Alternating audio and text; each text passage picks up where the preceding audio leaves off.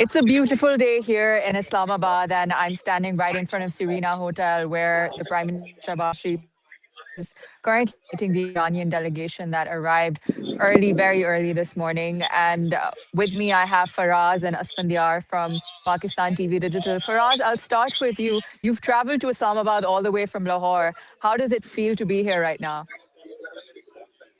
Thank you, Aisha. Well, the energy is high and mighty. The day is bright, and in the past 2 days, foreign journalists are descending upon this very land of Islamabad, and I see there's excitement because not just for Pakistan, the entire world is looking at Islamabad because trillions of dollars were lost due to this war, and trillions of dollars will be saved if these talks are successful. And you know how important Islamabad has become in the past few days or weeks is that one statement coming out of Islamabad is moving global markets, specifically Wall Street. So as soon as I entered Islamabad, I could feel the energy, I could feel the strength, the power, the mighty existence, and how this city is going to reshape how global diplomacy is going to go in the next couple of days and in the next couple of years and in the next couple of decades. Because again, if there is peace today and if that accord is signed in Islamabad, that is going to have impact for generations to come. Asfan, you're right in the center of the Jinnah Convention Center, which is the media center. And when you entered there and you saw everybody doing their broadcast lives and reports, how did it feel? Because it's been a while since these many foreign journalists were in Islamabad or even wanted to be here. And we just heard from the minister that at least 50 foreign journalists have come, a lot of whom were given visa on arrival. So, how does it feel to be in the center of it? I mean, it's amazing to be honest. I mean, you spoke about 50 correspondents coming from across the globe. Now, I was listening to a correspondent from Al Jazeera, and she, according to her, there was no hiccups when they arrived. They were presented with visas on arrival. This was all done within a few days' time, and so far it has been amazing. Speaking about the convention center, I see multiple, I see hundreds of journalists here from within Pakistan and outside of Pakistan. So it has been a successful, it has been a huge success so far. And to be honest, I was reading it up a few minutes ago that for decades to come, for our next generation, this will be that monument, that time where we will be telling the rest of the people for decades to come that this is where things happened. This is how we averted World War III, and Islamabad was at the center of it. Right. And, that brings me to the fact that there are so many journalists here, but you might feel even inside that there's a little bit of frustration because there is a dearth of information. And we're standing right outside of Serena, just waiting for some news to come out. And of course, what's going on in there is quite complicated. But what do you guys make of the fact that we've just up until yesterday, we didn't even know if these talks were going to happen, if the delegations would arrive. But now that they're here, any moment we could hear something. But so far, it's just been some bilateral talks. So, how does it feel to be a journalist at this point in time? Faraz, I'll High start with times for you. us, to be honest. Yeah, go on. I mean, it's exciting because we are all students of history, and we used to see how Treaty of Westphalia shaped the world, how Oslo Accords regulates world order, and if peace agreement is signed here, and if Pakistan is successful in averting a possible World War III, of course, this chapter will go down in the history books, and the generations to come will read about it. And of course, when we're old or when we'll have our kids grown up, we'll be there to tell them how Pakistan and Islamabad was crucial and key to avert the World War III. So, as a journalist, reporting on it is absolutely exciting, and it's a thrilling moment. Specifically, I follow economy in particular.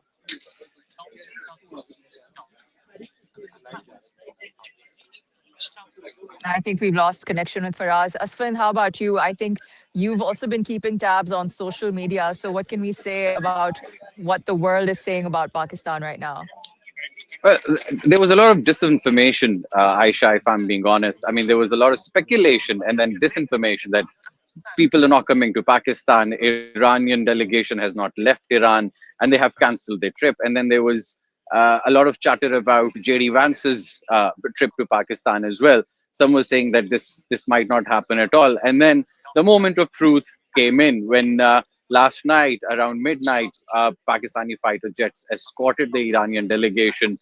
They were they came in last night, and then we saw JD Vance's arrival early morning today. So all those speculations, that disinformation, those misinformation, whatever those tweets were about, it's all gone now. They are in a mode of hush, to be honest. But again, and there's a lot of weight involved when it comes to talks like these. You've been covering it since morning. I'm sure you're tired enough. You've been waiting yourself to get some scoop. How was it for you? What was your experience like, and did you get any scoop for us? I mean, the scoop is being here right now, right? This is where everybody wants to be. And of course, as I mentioned before, journalists from all over the world. I mean, we're seeing people like Nick Robertson, Liz Doucette from BBC. They're all here also to get the scoop. But the thing is that it's important to understand that what's going on in there is so complicated that it would be maybe irresponsible to speak too soon about anything. And so it's maybe better to wait for something to come from an official channel before we do any kind of speculation. I mean, because things are so fragile. Even up until yesterday, we didn't even know who was going to be part of the Iranian delegation. And I think what's important is just the fact that a very large number of the Iranian delegates, and especially their two most strongest leaders are here right now. There's JD Vance, Vice President of the US, who's here. So it's probably fair to say that, you know, what they're here for is something very important. And most analysts who I've been listening to are saying that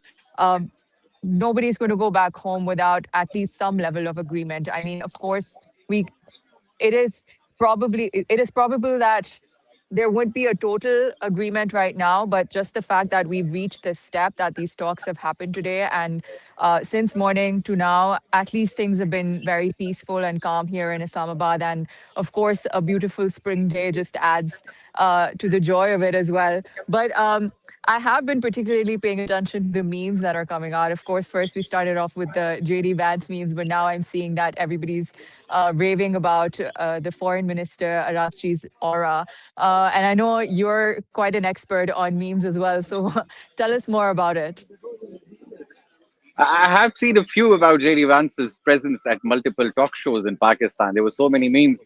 I mean, some of them I cannot even talk about right here. But you spoke about the speculation, and you're absolutely right. I mean, for people watching at home, they have to understand the intensity is is is is unimaginable right here.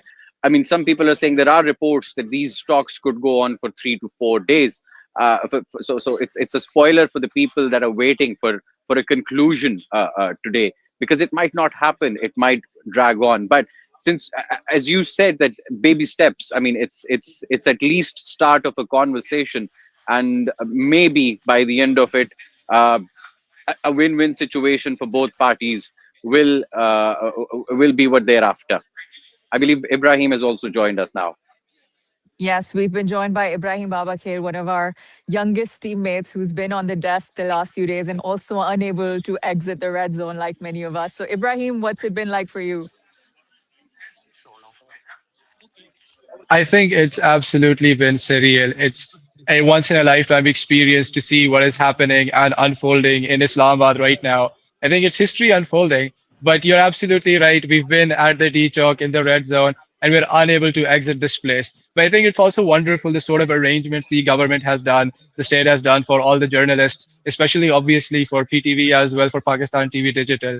So I love the idea of staying next to my office. It's a really nice commute. Honestly, it's next to the mountains, and it's a really fun experience. But nonetheless, I think what is super important is the arrangements they've done. They've made sure that everything is running very smoothly, everything goes on very comfortably. There's a shuttle service going on across the red zone as well, and even from outside of red zone. So it's really interesting and it's really amazing what Pakistan is doing right here, right now. Right now, I'm actually at the Jinnah Convention Center. where foreign media personnel Ibrahim, from dozens of countries have gathered, and all of them are here reporting. Yeah. have you been able to get any sleep lately? No, I haven't been able to find any sleep, and I think you can tell by my face, and you can tell by the way I am speaking and standing. I haven't slept at all. I think the most I've had was just a couple of hours of sleep just before this live.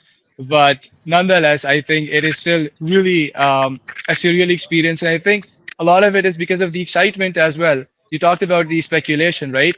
And obviously, there's a lot of speculation, but at the same end, a lot of people are super excited. They want to know what's going to happen. And being on the front lines, I can't go to sleep even if I wanted to. Yeah, and I think the interesting Yeah, part I mean, about being a I young agree. journalist here is that we're all in the same boat. I mean, the biggest of journalists here are also looking for a scoop, but the scoop is going to come for all of us together. But I do want to come to the terms of the negotiations and which points matter the most right now. I think what the world really cares about is the state of the economy and the Strait of Hormuz, especially. So I do want to ask you, for us, that if we see the strait opening up as a result of these negotiations, do you think that economies would recover quickly? Do you think oil prices would immediately come back to normal? What will happen?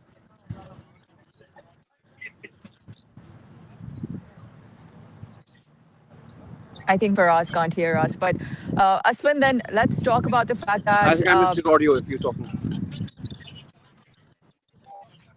okay, Aswin, what about you? What do you think these talks, the lasting impressions of these talks are going to be, especially in terms of what it's done for Pakistan?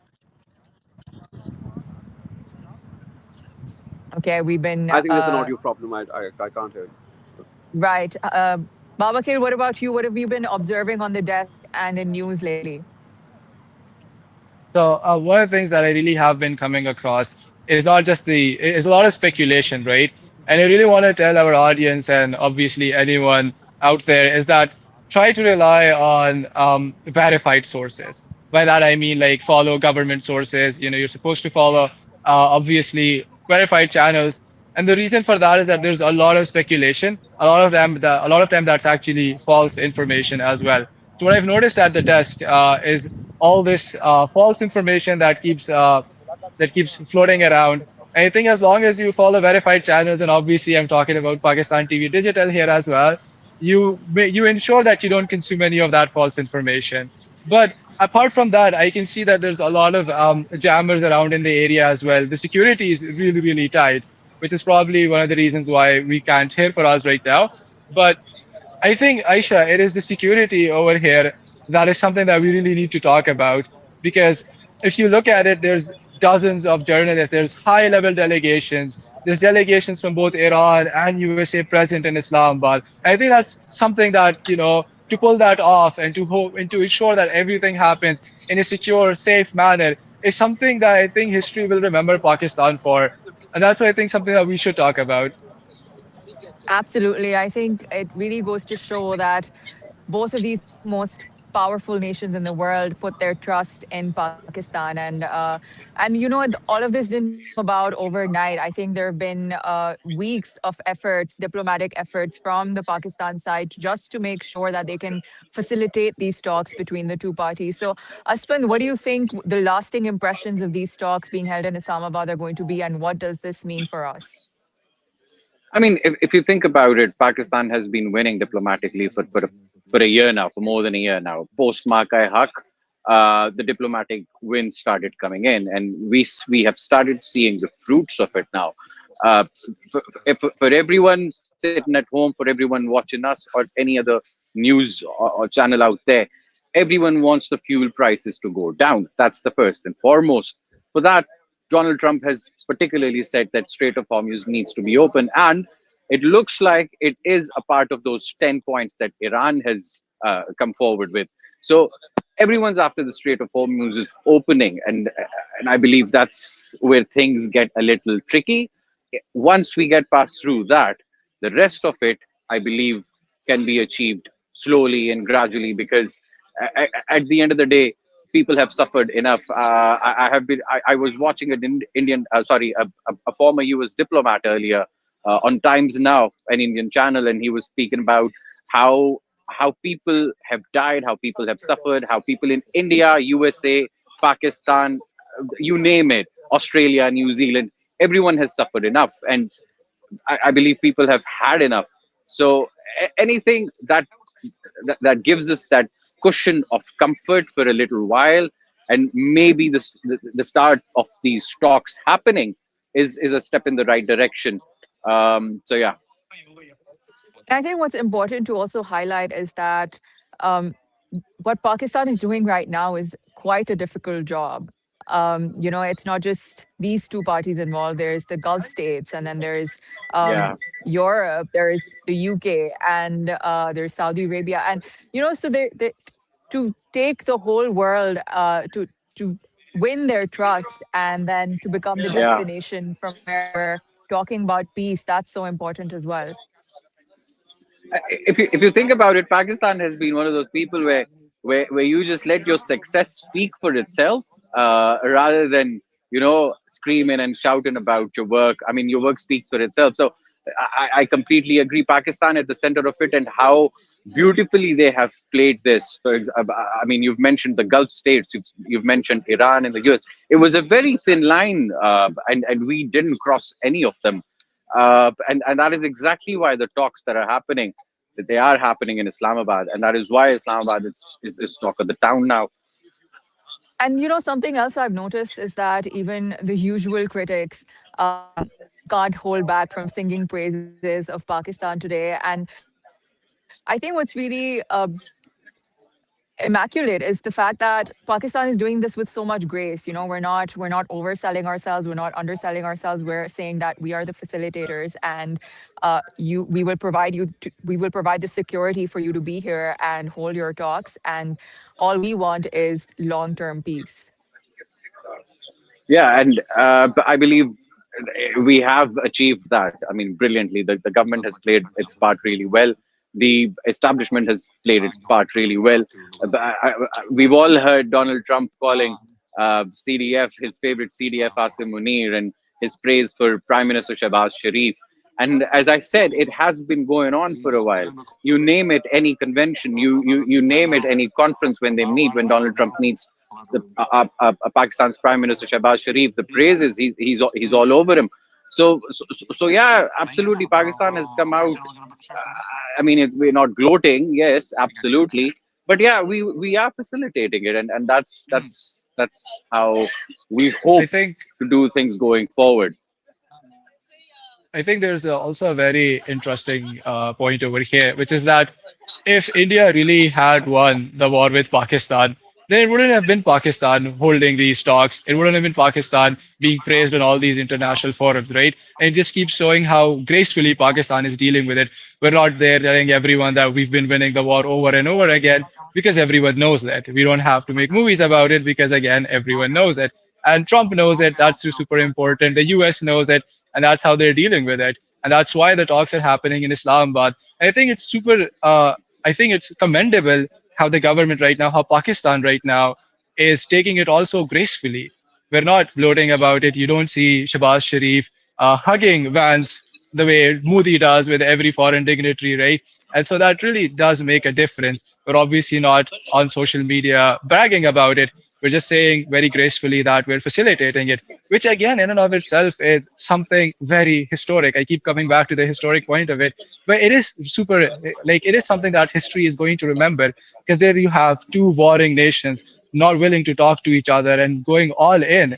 And then Pakistan is ensuring that they're here both in the same city, they're high level delegations, right? There's a lot of speculation. Obviously, the speculation is wrong, but it's super interesting to note that on the one hand, you have like really high delegation from Iran and US. If these talks were not as serious as they are, then it wouldn't have been such a high level delegation. The reason why it is super historic, and the reason why we hope, and we're hoping against hope that something comes out of it, is because you have the vice president over here from the US. It's because you have Arakchi here, the foreign minister from Iran. That signals and that signifies that this is super serious, and that at the like, and obviously we're hoping that some sort of an agreement can come out of this, some sort of a ceasefire, and the ceasefire that Pakistan has caused for it to continue. I think that is also something very important in and of itself. But at the same time, Asfandyar, I want to talk to you about exactly the the way Pakistan is talking about all of this on international media. So many governments have been calling Pakistan. So many states, heads of states, have been calling Shehbaz Sharif. And like, what do you think about this diplomatically, of Man, course? turn any turn any TV channel on today. Turn any go to any social media platform today. You'll the only thing you'll see or talk about or see people talking about is Islamabad talks. That just goes out to show you how significant this is and how big of a win this is. Even though we're just trying to facilitate things. So I mean, slow and steady wins the race, as they say. The success of this tournament speaks for itself. Go on to social media. Islamabad. Everyone's talking about Islamabad for a reason, and the reason's right there. You've clearly mentioned it beautifully, Ibrahim. And Islamabad is I shining saw the personal beautifully dig through you all of took this up. as well. Yeah, yeah, absolutely. I mean, I could see the weather, the sun's setting, Aisha. The sun's setting behind you. Yeah, it's an absolutely beautiful day to be in Islamabad. And it's actually the first time ever that my friends abroad are jealous of me of being here.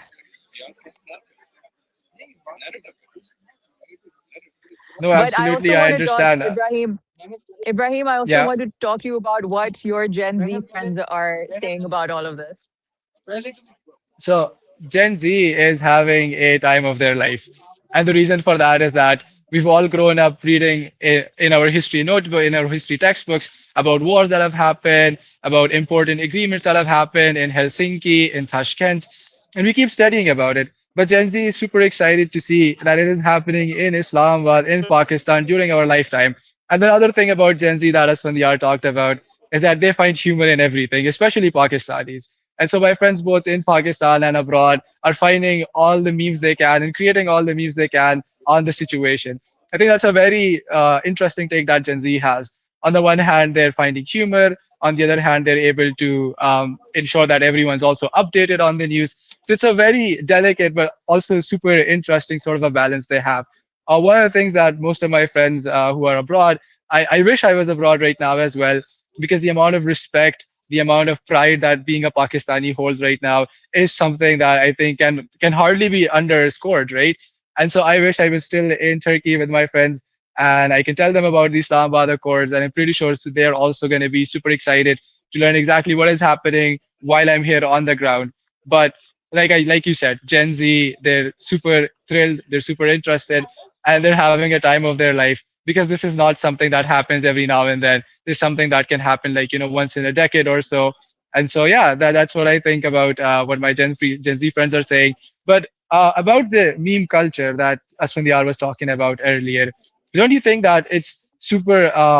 I think it is commendable because on the one hand, memes you and make things super interesting, but at the same time, they also teach you and tell you about current affairs. What do you think about that, Aisha? Absolutely. I mean, I've been tied up with coverage the last 2 days. And as you know, the world doesn't know this, but we've been stuck inside the red zone because security arrangements have been so high and we barely had a chance to interact with the outside world. But it's the first time I'm feeling like all eyes are on Pakistan and especially on us because we're Pakistan TV Digital. And you know what else is commendable about all of this is that just until last week we didn't even know if these talks were going to take place here. But as soon as we received confirmation, the arrangements have come about immediately and so quickly and impressively. My favorite part of being here today at the JCC has been the coffee that I've had here. I've even stolen a few stickers. It says brewed for peace. Um, and it's been absolutely beautiful. And now, right now, we know that as the sun is setting behind me, you can probably see Serena Hotel. That's where Prime Minister Shahbaz Sharif is holding meetings with the Iranian delegation. He earlier met JD Vance. And we are hearing that at the end of this meeting, we'll hear some interesting and uh, positive developments. So let's see. Let's wait for to hear what they say, and until then, we'll stay tuned. And you can keep following us on Pakistan TV Digital to stay up to date on what happens here in Islamabad.